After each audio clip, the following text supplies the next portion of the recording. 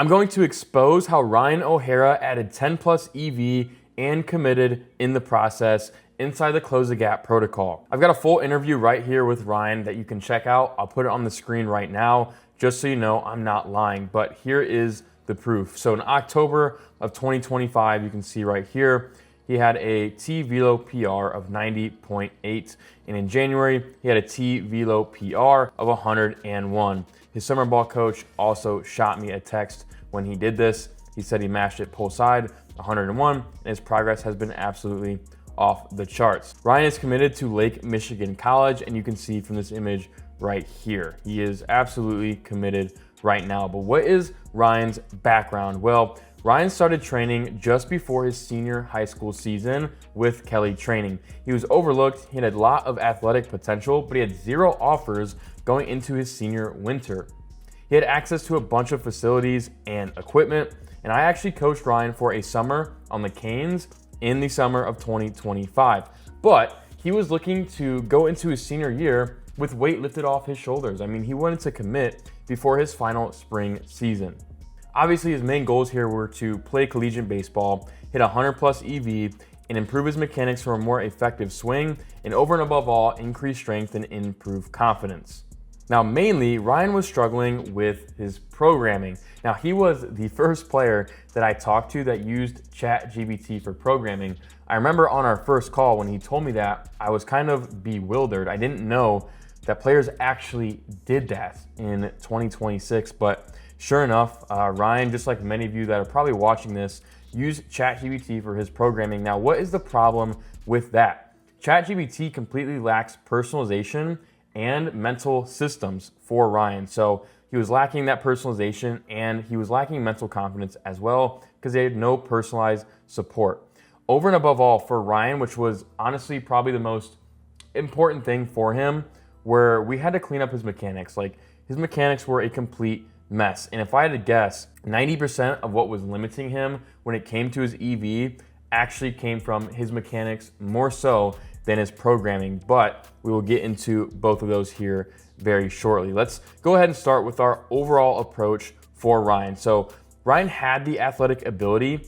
He just lacked the roadmap, not the roach map, and proper guidance to get there. Like I said, he was using ChatGPT. It really just was not a good system for him. So step one, we had to completely overhaul his mechanics. So Ryan severely lacked backside stability. And I have a couple videos here that can actually show you before and after of his swing. So on the left here is before, and on the right is after. Now notice his lunge on his backside. So he's completely unstable, okay? He's lunging through the baseball. He's not trusting his backside mechanics whatsoever, okay? You can see a forward lean with his torso. Here, he's sitting back on his backside, able to create and generate and maintain his power. So we had to clean that up super hard, right? He also lacked a front side coil and a steep bat path. You'll notice right here what I'm talking about when I say front side coil.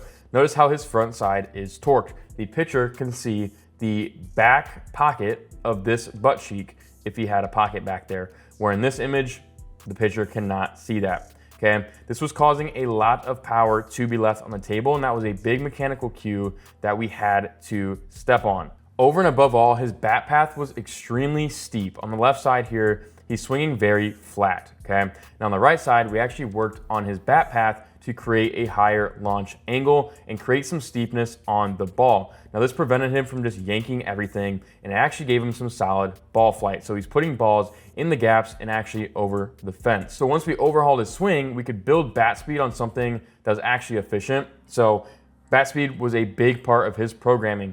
Overload, underload routines were a massive part of Ryan's development. Getting him rotationally more efficient is what really unlocked him from 95 to 101 EV.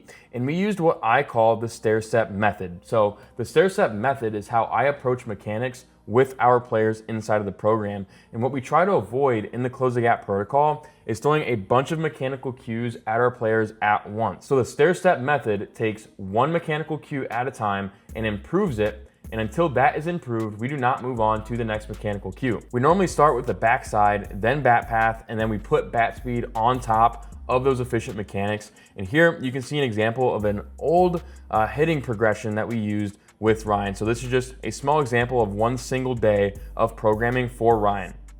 Now, everything that is highlighted yellow was something that was specifically targeting his deficiencies in his swings. Awesome. So step 2 was assessment. So we had one assessment week that gave us an idea of the kind of numbers, deficiencies, and physicality we were working with Ryan. So his EV, his strength, his power, his 60 time, and his mechanics were all something that we looked at in his assessment week. So we needed to have a plan of attack, and this is exactly what his previous programming was missing.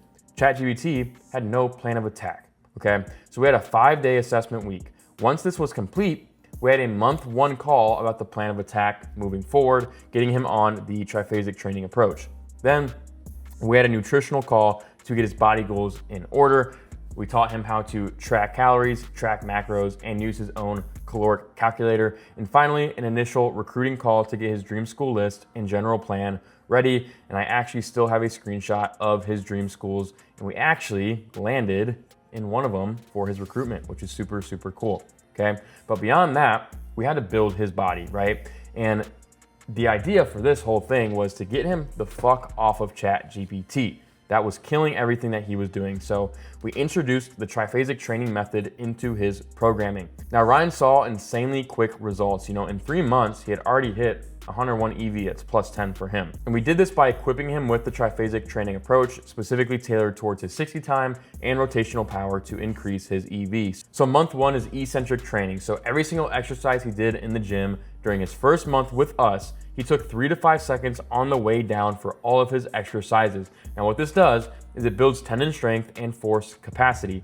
Now this phase is essential for muscle growth and builds the base underneath that must be there for the next phases, okay? Month 2 is the isometric training phase. Now every single exercise he's going to pause for 3 to 5 seconds. Now what this does is it builds force transferability and loading capacity. This builds a transition phase which you go through in every single swing and stride on the field. It's essentially that period of time from loading to explosion. And you have to make sure that that is efficient, and you train that in the weight room. Now month 3 is all about concentric training. So he moved weight as fast as humanly possible during this time. He became the most explosive player possible, and we put everything together. Here's an example of a concentric workout we used with Ryan as he got closer to his season. Sweet, that's great and all, but how did we actually structure the recruiting protocol to get him to that next level? Now, this was a few months ago, right? So Ryan was a part of the Closer Gap protocol when we did recruiting for everybody. Now, it's a part of the continuation offer with our current clients. So you only have access to recruiting help after your first 6 months of physical development inside the Closer Gap protocol. And me and Ryan would meet all the time about his recruitment. We would meet weekly, even bi-daily, to follow up with coaches. We would templatize his emails, we would optimize his outreach, and we would optimize camp follow-ups, warm-ups with coaches, things like that. As you can see here, Ryan had a couple really important visits with college coaches during this period. And the most important thing for Ryan was to clean up his email drafts. They were really, really bad, and he had no connections with coaches because they would just simply leave him on red. So we had to equip him with a template that he can use day in and day out. And let's just take a quick look at what his first email looked like. I actually still have a screenshot of this somehow, but it's pretty terrible. We have random stats here on the right side of the screen. I don't even know how he formatted it like this on Gmail. It's way too passive. The last sentence to the coach doesn't really mean anything. I would like to learn more about the program. Like, what does that even mean? It's all just kind of a mess. So we had to optimize this, and it took a lot of time, okay? It took a lot of time with Ryan to actually make sure that he was recruiting in the right way. But ultimately, that's what got him into a college baseball program. So the real question here is, how can Ryan get to 101 plus off the tee? So he's already at 101 EV right now. How can he make that jump to get to 105 plus? Here are the keys to success. He needs to maintain his edge. As you can see here and read this message here from Ryan, he's literally never wanted anything more. I know I can be good enough and that I will work harder than every player in that program if they give me the chance to. So this kid has an edge. He clearly wants to play at the next level, and he has the work ethic to do so. He has to maintain this. Next, he needs to add a bit more healthy weight and also increase his force output. His rotational acceleration is top notch. And that plus his mechanics is why he's able to hit 101 off the tee. But if he just increased his force output, I know for a fact we can get a couple more miles per hour on that EV. He also needs to make sure that college life doesn't distract him of his goals. He's going into his freshman year of college right now. In fact, he probably just got to campus. Now with that comes a massive lifestyle change.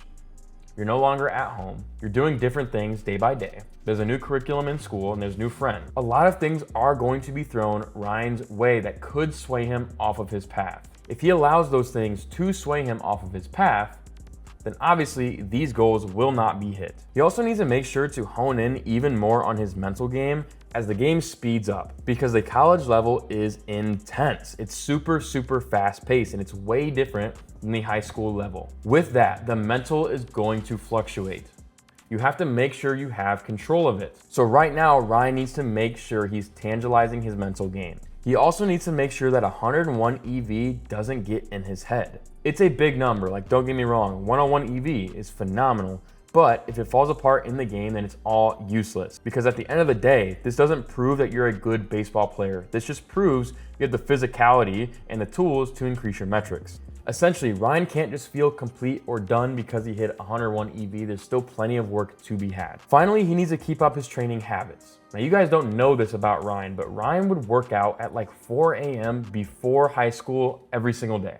He truly did have an incredible work ethic and training habits. Again, that just needs to be maintained. Now, for you watching this, do you have to wake up at 4 a.m. to train? No, you don't. But it's deeper than that. He had this identity wrapped around him that he was a hard worker and that he would do anything to obtain his goals. So he needs to keep that identity around him. Finally, when he gets to the college level, he needs to make sure that he's not using ChatGPT to do his programming. If that sounds like you and you're using ChatGPT right now, maybe you are using Instagram Reel workouts, or maybe even you're just doing your own thing in the weight room, maybe bodybuilding or something like that, and you want results like Ryan, you can apply for the Close the Gap protocol in the description of this video. And just in case you don't believe me in the results that we get with our athletes, you don't trust me for whatever reason, I'll also link interviews of other athletes that we've helped in a similar position as you.